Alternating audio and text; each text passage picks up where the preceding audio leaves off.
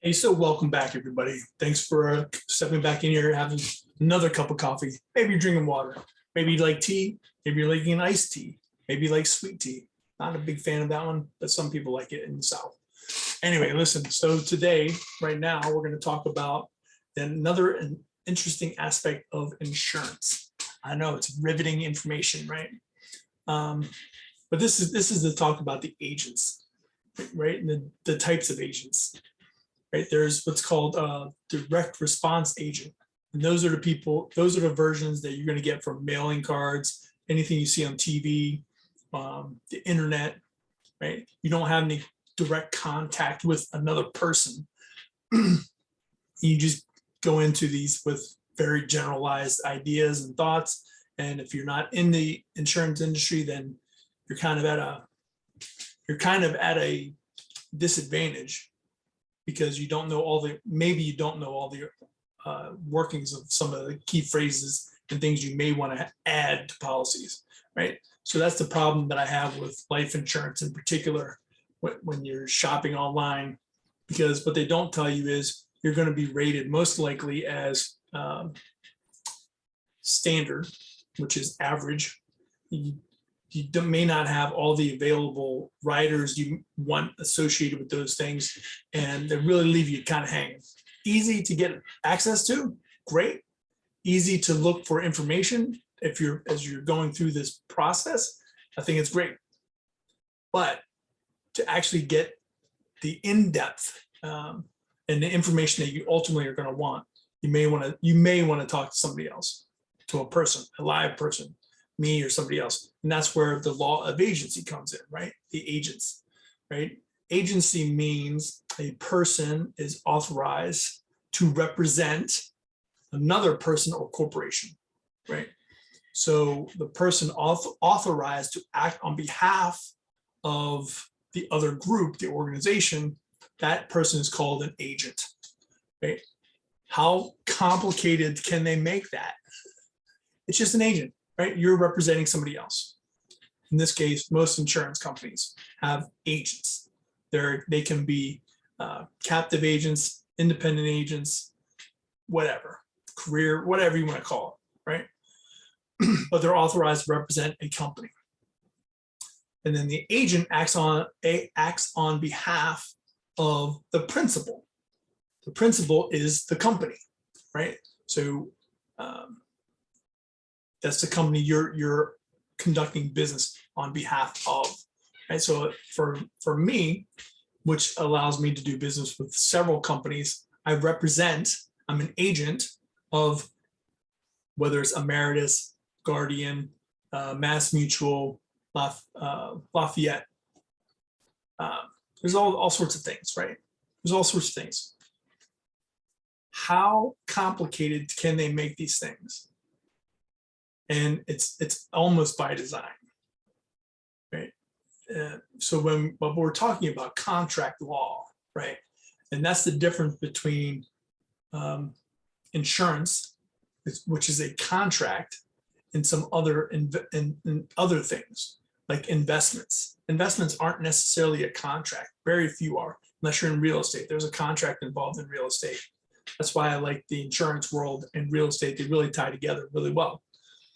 Right, so a consideration is each party to the contract must give something, right? So each side's given a value for something, right? In insurance, that's an easy explanation of that is you are giving a premium for an agreed upon benefit down the road if something were to happen to you, right? You pay your premiums and you get whatever the contract states, right? That's why it's important to understand the definitions in contracts and understand what is being withheld if it's not in the contract, that's specifically stated and not in the contract, right? We want to make sure we understand all of these things, all right? And to be a valid contract, there must be a purpose behind it, right? The insurance contract is it's the transfer of legal risk, right? That's an important thing, because we're transferring, when you sign up for car insurance, you're transferring the risk that if something happens to you, that the liability you have in place is going to cover if there's an injury to somebody else or you in some way. And then to replace the value of that car at that point. Right. So, but we're transferring the risk to somebody else legally. And that's a big differentiating point, right? It's legally transferring the risk to somebody else. Right. So here, there's two parts to this. There is what's called, so the contract,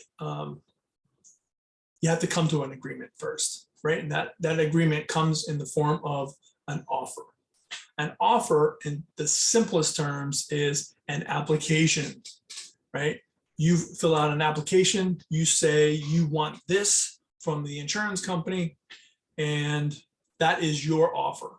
You're offering to pay them for these things, right? And they give you an acceptance letter, an agreement of the terms, right? But let's just say, let's use life insurance because this does happen.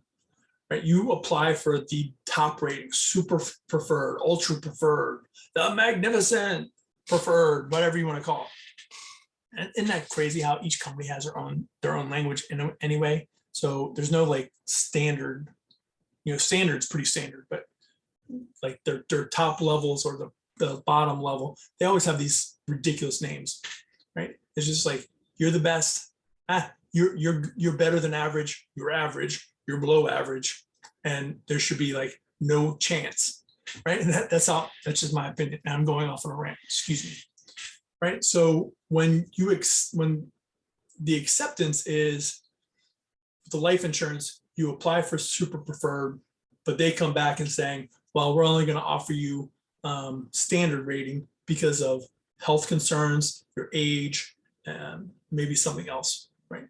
So there, the insured, the person applying for the insurance, has two options.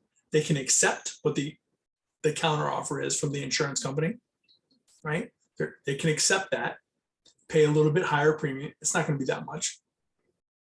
Or they can be like, no thanks, I don't want that. That sounds terrible. I'm going to go keep shopping for something else. Totally up to the person, the individual, though.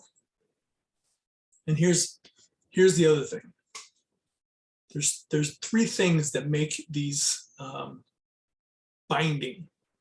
The contract is binding by a competent party. What does that mean? First, more than likely, you're going to be 18 of legal age in whatever, in most states it's 18.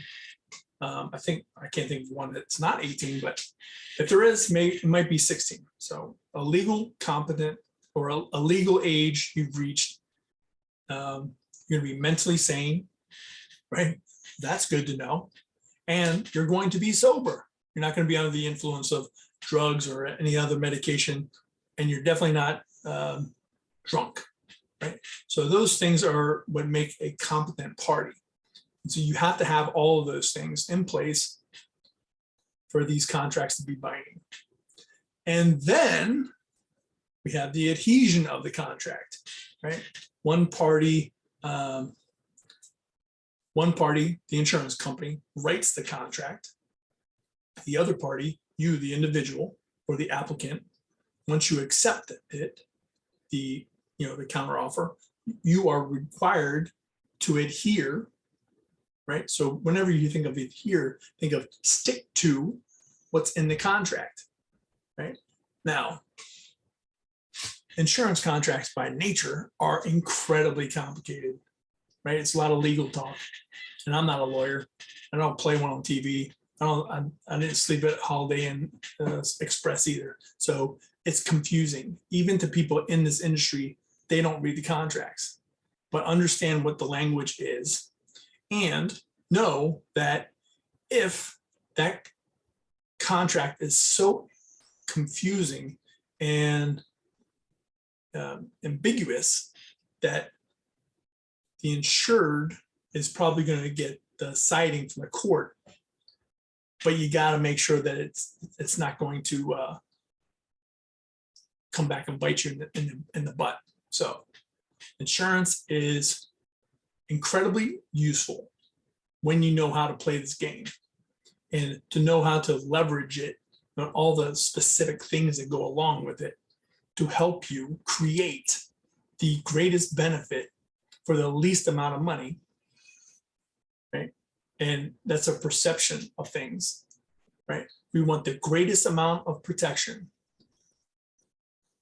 for the least amount of money, which is a perception of things, because cheap insurance is not good insurance. It's just like a cheap tattoo is not a good tattoo, right? If you want quality tattoos and you're going to end up paying more for that, right? But that is going to last longer. It's going to look better for a longer period of time.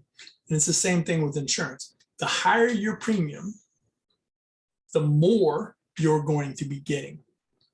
If something that you're trying to avoid or push off to somebody else were to happen, right? We want to push the risk off to somebody else. So gotta know how these things are played, and we'll continue going through these incredibly exciting videos, and look forward to you next time. Take care, everybody.